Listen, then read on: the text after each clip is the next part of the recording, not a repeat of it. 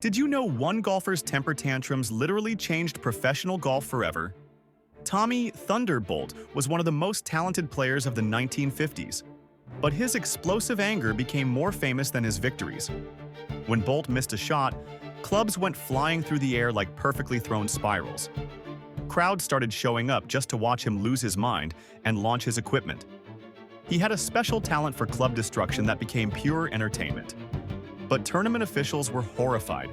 Golf was supposed to be a gentleman's game. Then came the legendary incident where Bolt threw his entire set of clubs into a lake.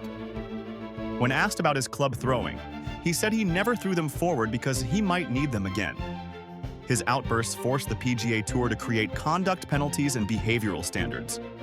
Golf transformed from a sport where players could express themselves freely into a strictly disciplined profession. One man's temper literally rewrote the rules of professional golf.